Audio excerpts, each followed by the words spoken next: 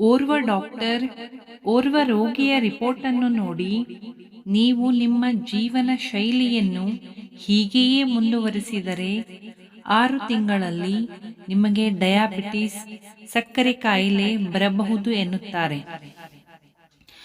ಆ ರೋಗಿಯು ಮನೆಗೆ ತೆರಳಿ ಅಂದಿನಿಂದಲೇ ತನ್ನ ಪೂರ್ಣ ಜೀವನ ಶೈಲಿಯನ್ನೇ ಬದಲಿಸಿಕೊಳ್ಳುತ್ತಾನೆ. ನಿತ್ಯ ಸಮಯಕ್ಕೆ ಸರಿಯಾಗಿ ಮಲಗುವುದು, ಏಳುವುದು, ವ್ಯಾಯಾಮ, ಧ್ಯಾನ, ಸಾತ್ವಿಕ ಆಹಾರ ಸೇವನೆ ಮುಂತಾದವನ್ನೆಲ್ಲ ಮಾಡತೊಡಗಿದರೆ ಈಗಿನಗಿಂತಲೂ ಖಂಡಿತ ಆರೋಗ್ಯವಂತನಾಗುತ್ತಾನೆ. ಆಗ ಆ ಡಾಕ್ಟರ್ನ ಎಚ್ಚರಿಕೆಯ ಮಾತು 6 ತಿಂಗಳಲ್ಲಿ ನಿಮಗೆ ಡಯಾಬಿಟಿಸ್ ಬರುವುದು ಎನ್ನುವುದು ತಪ್ಪೆಂದು ಸಿದ್ಧವಾಗಿಸಬಹುದಲ್ಲವೇ?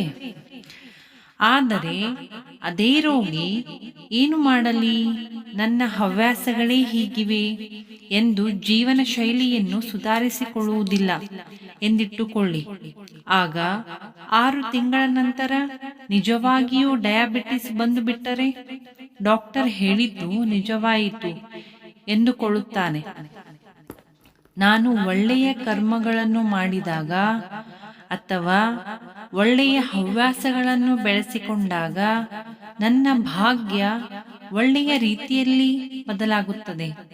ಅದೇ ರೀತಿ ನಾನು ಕೆಟ್ಟ ಕರ್ಮಗಳನ್ನು ಅಥವಾ ಕೆಟ್ಟ ಹವ್ಯಾಸಗಳನ್ನು ರೂಢಿಸಿಕೊಂಡಾಗ ನನ್ನ ಭಾಗ್ಯ ಕೂಡ ಕೆಟ್ಟ ರೀತಿಯಲ್ಲಿ ಬದಲಾಗುತ್ತದೆ. ನೆನಪಿರಲಿ, ಭಾಗ್ಯ ನಾವು ಮಾಡುವ ಕರ್ಮಗಳ ಮೇಲೆ ಸಂಪೂರ್ಣವಾಗಿ ಅವಲಂಬಿತವಾಗಿರುತ್ತದೆ.